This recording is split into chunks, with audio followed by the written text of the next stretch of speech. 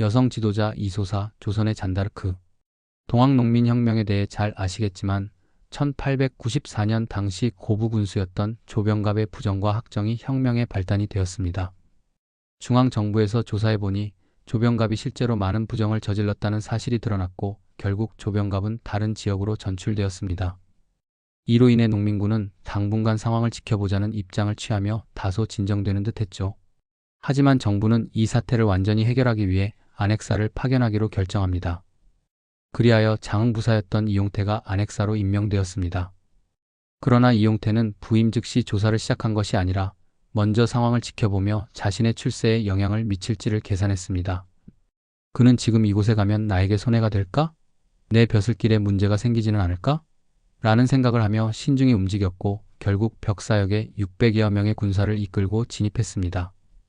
문제는 그가 단순히 사태를 진정시키고 조사하는 것이 아니라 오히려 농민들을 탄압하고 착취하면서 상황을 더욱 악화시켰다는 점입니다. 이로 인해 2차 동학농민운동이 본격적으로 폭발하게 되었고 이 사건이 동학농민혁명의 대규모 항쟁으로 확대되는 계기가 되었습니다. 초기에는 농민군이 다소 우세한 상황이었으나 동학군은 숫자는 많았지만 무기체제는 열악했고 체계적인 전술이 부족했습니다. 결국 정부군에게 밀리면서 남쪽으로 후퇴하였고 그 과정에서 장흥 지역으로 집결하게 되었습니다. 장흥에서 농민군은 마지막 저항을 시도하며 장흥부를 점령하고 강진현과 병영성까지 함락시키며 한때 기세를 올렸습니다. 그러나 당시 정부군에는 일본군 교도 중대가 포함되어 있었는데 이들은 현대식 그로프식 기관총을 갖춘 강력한 전투부대였습니다.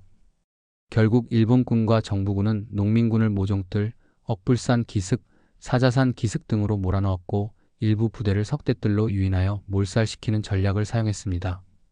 이렇게 동학농민군의 마지막 항전은 처참한 패배로 끝났습니다.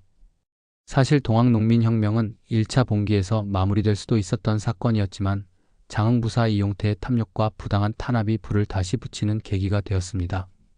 장흥은 동학농민혁명의 결정적인 전환점이 되었으며 이후 일본군의 개입으로 인해 더욱 비극적인 결말을 맞이하게 됩니다. 이후 발견된 기록에 따르면 당시 20세도 되지 않은 이소사라는 젊은 여성이 동학농민군을 이끌었던 것으로 보입니다. 그녀는 소복을 입고 백마를 타고 깃발을 들며 농민군의 선두에서 독려하는 모습이 일본군의 기록에도 남아 있습니다. 그녀는 체포된 후 나주 감영으로 끌려가 모진 고문을 당했으나 끝까지 굴하지 않았다고 합니다. 일본군 기록에는 그녀가 당한 끔찍한 고문에 대한 세밀한 기록이 남아 있으며 이는 그녀가 얼마나 강인한 인물이었는지를 보여줍니다.